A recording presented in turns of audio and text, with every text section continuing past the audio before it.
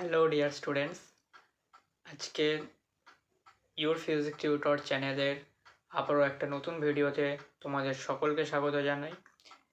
আজকের এই ভিডিওতে আমি যেটা ডিসকাস করবো বা করতে চাইছি বা যে উদ্দেশ্যে আমার এই ভিডিওটা বানানো, সেটা তোমরা আশা করি আমার এই ভিডিওর থাম্বনেল এবং টাইটেল দেখে কিছুটা আন্দাজ করতে পেরেছো।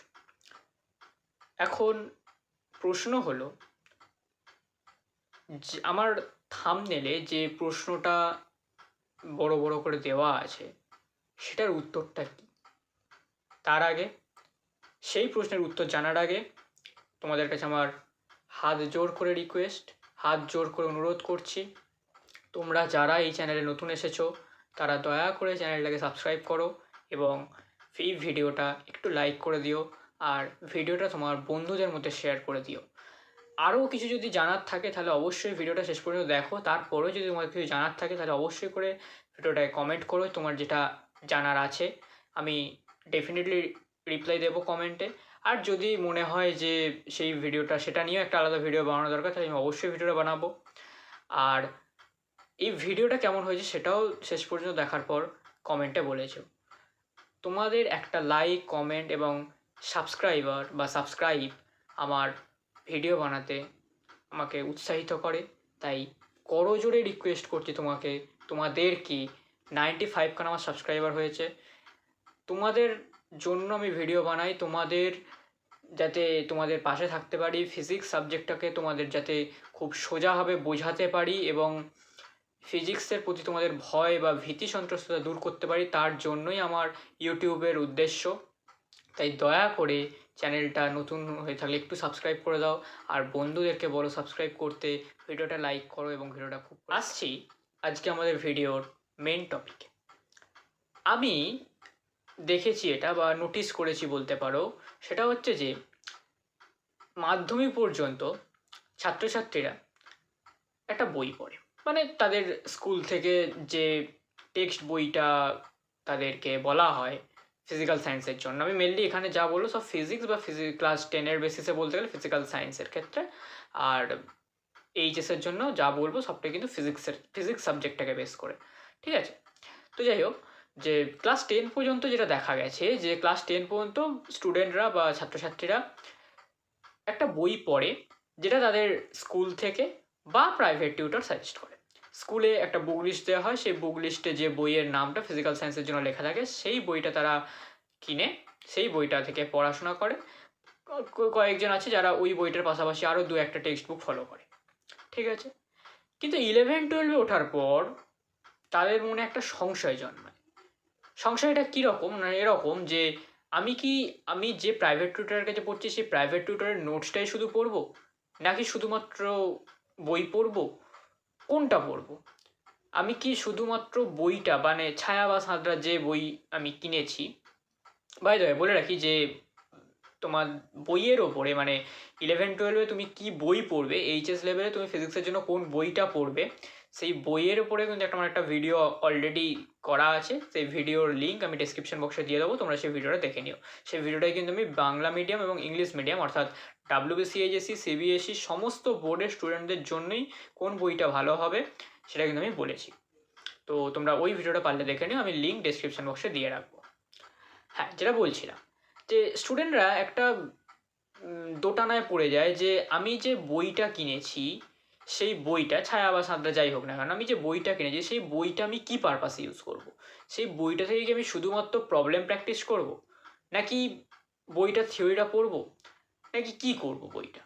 আমি এই কথাটা কেন বলছি তার কারণ হচ্ছে বর্তমান দিনে বা বর্তমান পরিস্থিতিতে বা বলতে পারো এই 2025-এ দাঁড়িয়ে দেখা গেছে, বা এটা আমি অনেক ক্ষেত্রেই দেখেছি যে তোমরা যেখানে পড়তে যাও, ফিজিক্সটা যেখানে পড়তে যাও, সেখানে তোমার স্যার বা তোমার টিচার একটা নোটস দেন, PDF ফরম্যাটে হোক বা প্রিন্টেড কপি, একটা নোটস তারা দেন। ভালো কথা, আমি নোটস দেওয়াটাকে কিন্তু খারাপ বলছি না বা নোটস পড়াটাকে আমি খারাপ বলছি না। আমি যেটা বলতে চাইছি যে তোমার কোনটা পড়া উচিত। অবশ্যই করে উত্তর হচ্ছে তুমি একবার নিজেকে জিজ্ঞেস করো যে আমি কোনটা পড়বো। আমি যেটা বলবো সেটা হচ্ছে যে তোমার দুটোই পড়া উচিত, দুটো মানে কি কি? দুটো মানে হচ্ছে তোমার স্যার বা তোমার টিচার তোমাকে যে পিডিএফটা দিয়েছেন বা তোমাকে যে নোটসটা দিয়েছেন বা তোমাকে যে printed copy of the notes মানে সেই টিচারের বানানো নোটস যেটা দিয়েছেন সেই নোটসটাও পড়া উচিত, পাশাপাশি তোমার বইটাও পড়া উচিত। তোমার টিচার যে বইটা তোমাকে রেকমেন্ড করেছেন সেই বইটাও তোমার লাইন বাই লাইন পড়া উচিত। এবার বলবে আমরা তো অনেক ক্ষেত্রে এটাও দেখি যে লাইন মানে বইয়ের লেখা আর স্যারের লেখা কিছু কিছু ক্ষেত্রে সেম হয় বা একই লেখা থাকে, বা কিছু কিছু ক্ষেত্রে দেখা যায় যে স্যারের লেখাটা একটু সোজা, বইয়ের লেখাটা একটু কঠিন, তাহলে আমি কেন বেকার বই পড়তে যাব? দেখো, এটাই হচ্ছে আমাদের আজকের ভিডিওর মেন টপিক, যে কেন তুমি এইচএসে স্যারের নোটসের পাশাপাশি বই পড়বে। তার কারণ হচ্ছে বই পড়াটা কিন্তু একটা আর্ট, বা বই পড়াটা হচ্ছে একটা কৌশল। তুমি যখন এরপর হায়ার স্টাডিসে যাবে, তুমি যখনই ফিজিক্সে বা অন্য যে কোনো সাবজেক্টে যদি তুমি গ্র্যাজুয়েশন করো, মাস্টার্স করো, বা আরও যদি হায়ার স্টাডিজ করো, সেখানে কিন্তু তুমি নোটস জিনিসটা পাবে না। তাই তোমাকে সেখানে যেটা করতে হবে সেটা কিন্তু তোমাকে বই পড়তে হবে। আলটিমেটলি নোটসটা হচ্ছে তোমার কাছে একটু সহজভাবে উপস্থাপন করার একটা মাধ্যম, যে মাধ্যমের মধ্যে দিয়ে তোমার টিচার তোমাকে সহজভাবে বিষয়টা বোঝানোর চেষ্টা করে তার নোটসে কথাগুলোকে বা একটু সহজভাবে ভাষায় লিখে। তো তোমার যেটা উচিত সেটা হলো প্রথমে স্যারের নোটটা একবার ভালোভাবে পড়ে নেওয়া। তারপর তোমাকে যে বইটা দেয়া হয়েছে বা বইটা তোমার টিচার যে বইটা তোমাকে বলেছেন সেই বইটা লাইন বাই লাইন পড়া। এবং তুমি দেখবে তুমি যখন এইভাবে যখন তুমি পড়াশোনাটা করবে তখন তুমি অবজার্ভ করবে যে স্যারের নোটসটা হয়তো তুমি পড়তে গিয়ে তোমার কোথাও আটকাচ্ছে না, বা স্যারের নোটসে যা লেখা আছে তুমি তার লাইন বাই লাইন হুবহু বুঝতে পারছো। কিন্তু বই পড়তে গিয়ে তোমাকে একটু সমস্যার সম্মুখীন হতে হচ্ছে। কীরকম সমস্যা? তুমি যদি বাংলা ভার্সানেরই কথা বলছি, আমি বাংলা ভার্সানের বইটা ধরো পড়ছো, এমন একটা ধরো কথা লেখা আছে যেটা তুমি বুঝতে পারছো না। তুমি একবার পড়বে বুঝবে না, দুবার পড়বে বুঝবে না, অনেকবার পড়বে তখন হয়তো বুঝবে না, কিন্তু তোমাকে বারবার পড়তে হবে। বইয়ের লাইন বাই লাইন তোমাকে বারবার পড়তে হবে। বইয়ের লাইন বাই লাইন পড়ার ফলে তোমার একটা বই পড়ার প্রতি একটা ভালোবাসা জন্মাবে। দেখো, মাধ্যমিক পর্যন্ত তুমি বই পড়ে এসেছো, তাই বই পড়ার যে একটা অভ্যাস সেটা তোমার মধ্যে আছে। আমি শুধু এটুকু বলতে চাই যে 11-12 বা এইচএস লেভেলে স্যারের নোটসটাই শুধুমাত্র পড়ে বই পড়ার এই অভ্যাসটাকে হারিয়ে ফেলো না, ঠিক আছে? বই পড়ার অভ্যাস খুব ভালো অভ্যাস, এবং সেটা আমি শুধুমাত্র বলছি না ফিজিক্সের বই পড়াতে, তোমার যে কোনো বই, তুমি বাংলা গল্পের বই থেকে শুরু করে সাহিত্য, রোমাঞ্চ, যে কোনো বইয়ের কথাই আমি বলছি, বই পড়ার অভ্যেস কিন্তু খুবই ভালো অভ্যেস। তাই এই অভ্যেসটা যদি তোমার মধ্যে থেকে থাকে তুমি সেটাকে মানে হারিয়ে ফেলো না বা হারিয়ে যেতে দিও না।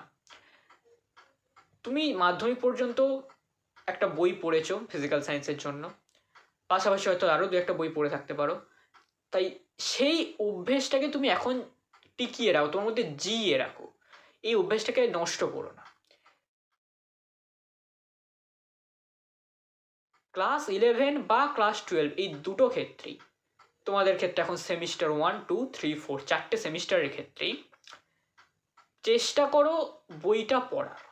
হয়তো তোমরা সময়ের অভাবে পুরো বইটা নাও পড়ে উঠতে পারো, কিন্তু যতটা পড়বে ততটা অ্যাটলিস্ট চেষ্টা করো ভালো করে খুঁটিয়ে খুঁটিয়ে বইটা পড়ার। কারণ বইতে এমন অনেক কথা লেখা থাকে যে কথাগুলোর মানে তুমি একবার পড়ে বুঝতে পারবে না। যখন বুঝতে পারবে না তখন কি করবে?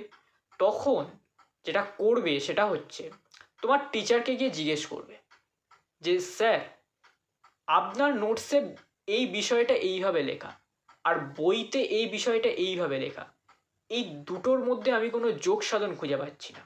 আপনার কথাটা মাঝে মধ্যে মনে হচ্ছে ঠিক, আবার মনে হচ্ছে না বইয়ের কথাটা ভুল।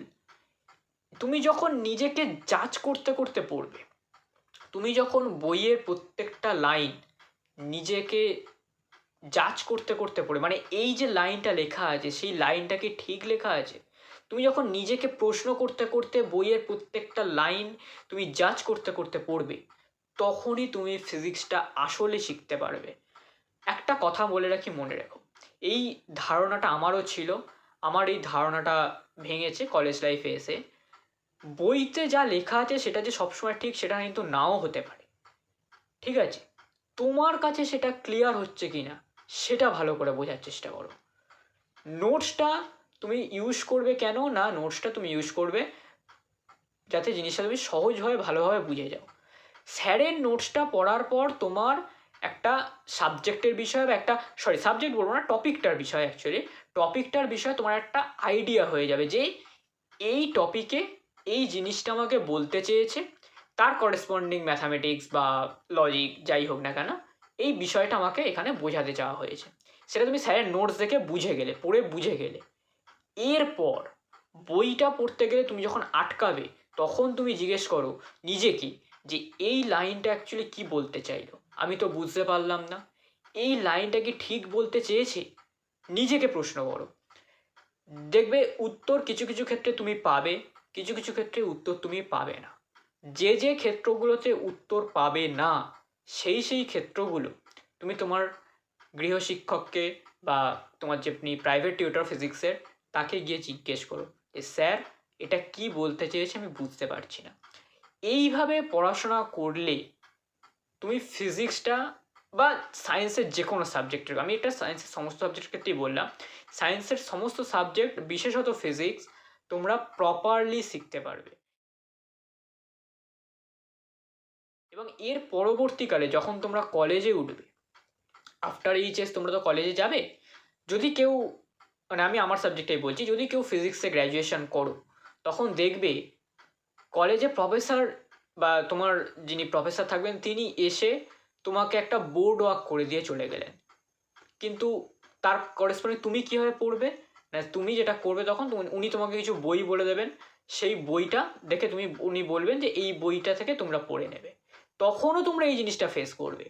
কিন্তু এই বই পড়ার অভ্যেসটা যদি এখন থেকে হারিয়ে ফেলো না, তখন গিয়েও সমস্যাটা হবে কোথায়, তখন স্যার যেটুকু বলেছে সেটুকুই শুধু পড়ে চলে যায়, কিন্তু হায়ার স্টাডিজে গিয়ে কিন্তু সেটা করলে চলবে না। সেখানে কিন্তু তোমাকে অবশ্যই করে বই পড়তে হবে, বইয়ের প্রত্যেকটা লাইন পড়তে হবে, কি বলতে চেয়েছে বিষয়টা ভালো করে বুঝতে হবে, একটা লাইন থেকে আরেকটা লাইন কেন করেছে, কি উদ্দেশ্য নিয়ে করেছে, লজিকটা কি সেটা বুঝতে হবে। তাই আমি বারবার বলছি, এখানে অর্থাৎ এই 11-12 এটা একটা বেসিক জায়গা, এই বেসটা যদি তোমার ভালোভাবে তৈরি হয়ে থাকে, তাহলেই তুমি পরবর্তীকালে সায়েন্সটা এগোতে পারবে, নাহলে কিন্তু তুমি সায়েন্সে এগোতে পারবে না। সায়েন্সে এগোনোর জন্য তোমাকে স্টেপ বাই স্টেপ লজিক্যালি এগোতে হবে। তাই এটাই হচ্ছে তোমার বেস তৈরি করার জায়গা। তাই বেসটাকে নড়বড়ে হতে দিও না, বেসটাকে ভালোভাবে তৈরি করো, প্রত্যেকটা বিষয় লজিক্যালি ভালোভাবে বোঝো, যাতে কি না তোমার পরবর্তীকালে তুমি যদি সায়েন্টিস্ট হও বা সায়েন্সের কোনো একটা সাবজেক্ট নিয়ে তুমি যদি গ্র্যাজুয়েশন করো বা হায়ার স্টাডিজ করো, তাহলে তোমার এই সময়টা হবে, মানে এই সমস্যাটা হবে না। বারবার বলছি, বইতে লেখা আছে মানেই সেটাকে মেনে নিয়ে এগিয়ে যেও না। তুমি যেটা করবে সেটা হচ্ছে কেন ওই কথাটা লেখা আছে এবং ওই কথাটা কি আদৌ ঠিক, সেটা নিজেকে প্রশ্ন করো। উত্তর কিছু ক্ষেত্রে পাবে, কিছু ক্ষেত্রে পাবে না। যে ক্ষেত্রে পাবে না সেক্ষেত্রে তুমি তোমার টিচারকে জিজ্ঞেস করো। হয়তো মনে হচ্ছে যে স্যার একই কথা বারবার বলে যাচ্ছে বা দাদা একই কথা বারবার বলে যাচ্ছে, কিন্তু আমি এই জিনিসটা তোমাকে বোঝাতে চাইছি, এটা একটা ডার্ক সাইড।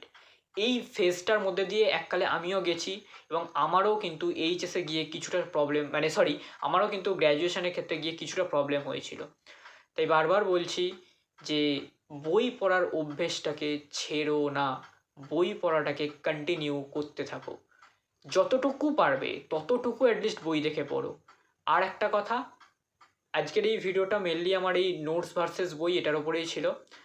তারপরেও আমি আরেকটা কথা বলবো, সেটা হচ্ছে যে যদি পারো তোমার যে টেক্সট বইটা থাকবে, ছায়া বা সাঁতরা বা অন্য যে কোনো বই থাকুক না কেন, সেটা পড়া হয়ে গেলে বা সেটাকে যদি কমপ্লিট করে ফেলতে পারো, এইচ.সি. ভার্মার যে ফিজিক্সের বইটা আছে সেটা অ্যাটলিস্ট লাইন বাই লাইন এই সেমভাবে পড়তে থাকো। তাহলে কি হবে, তুমি অনেক কনসেপ্ট তোমার ক্লিয়ার হবে। আর যতটা সম্ভব পারবে প্রবলেম প্র্যাকটিস করবে। আর বাই দ্য একটা কথা এখানে বলে রাখি, প্রবলেম প্র্যাকটিসের ক্ষেত্রেও একটা মানে বিষয় আমি দেখেছি, যেটা প্রবলেমটা তুমি নিলে, মানে ধরো একটা বই থেকে একটা প্রবলেম তুললে, সেই প্রবলেমটা জাস্ট কয়েকটা ম্যাথামেটিক্যাল ফর্মুলা ইউজ করে দিলে কিন্তু হয়তো হয়ে যায়, বাট তুমি সেইভাবে করবে না। তুমি যেটা করবে, প্রবলেমটাকে অ্যানালাইজ করো। এই প্রবলেমটায় আমি কি জানি, আমাকে কি বার করতে বলেছে, আমাকে এই প্রবলেমটা কোথা থেকে আমি শুরু করব, এইভাবে করো। ফর্মুলা মুখস্থ করে, কয়েকটা ম্যাথামেটিক্যাল টুলস মুখস্থ করে বা ম্যাথামেটিক্যাল ইকুয়েশন মুখস্থ করে ফিজিক্সে প্রবলেম করতে যেও না, এতেও কিন্তু সমস্যা আছে। তুমি বুঝে বুঝে এগো, থিওরিটা বোঝো। থিওরিটা বোঝার পর দেখো ওই থিওরিটা তোমার এই প্রবলেমটার ক্ষেত্রে কীভাবে কাজে লাগাতে পারো তুমি, ঠিক আছে? সেইভাবে আস্তে আস্তে ফিজিক্সের প্রবলেমগুলো করো। যদি এইভাবে প্রপারলি এগো, তাহলেই কিন্তু ফিজিক্স সাবজেক্টটা বা সায়েন্সের যে কোনো সাবজেক্ট তুমি শিখতে পারবে, তুমি প্রপার ওয়েতে শিখবে। একটা সায়েন্স পড়ার একটা মানে কি বলবো, একটা নিয়ম হচ্ছে স্টেপ বাই স্টেপ লজিক্যালি বুঝে বুঝে এগোনো।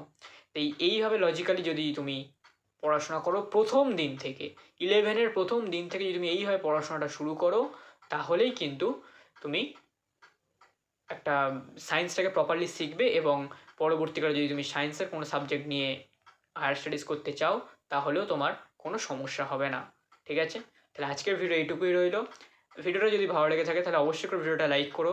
চ্যানেলে নতুন হয়ে থাকলে চ্যানেলটা অবশ্যই করে সাবস্ক্রাইব করে দিও এবং পাশে থাকা বেল আইকনটা বাজিয়ে দিও, যাতে আমি যখনই কোনো ভিডিও আপলোড করবো তোমার কাছে নোটিফিকেশান পৌঁছয়। আর ভিডিওটা বন্ধুদের মধ্যে শেয়ার করো এবং তোমার যত ফ্রেন্ড সার্কেল আছে, তোমার প্রাইভেট টিউশন থেকে শুরু করে, মানে মাধ্যমিকে যেখানে যেখানে পড়েছো সেই প্রাইভেট টিউশন থেকে শুরু করে স্কুলের যে বন্ধুদের গ্রুপ, হোয়াটসঅ্যাপ গ্রুপ বা যেখানেই থাকুক না কেন, সব জায়গায় তুমি ভিডিওটা শেয়ার করো, যাতে সমস্ত স্টুডেন্টসরা, পশ্চিমবঙ্গের সমস্ত স্টুডেন্টরা বা যারা সায়েন্স নিয়ে পড়তে চায় তারা অ্যাটলিস্ট এইটুকু বুঝতে পারে বিজ্ঞান কীভাবে পড়া উচিত, বিজ্ঞান কীভাবে এগোনো উচিত 11-এর প্রথম দিন থেকে, যাতে কি না বিজ্ঞানটা কঠিন মনে না হয়, ঠিক আছে? তাহলে আজকে আর বেশি কথা বাড়াবো না, আপাতত আজকের ভিডিও এইটুকুই রইল। ভিডিওটা কিন্তু শেয়ার করে দিও আর লাইক, কমেন্ট, সাবস্ক্রাইব করতে ভুলো না। Thank you.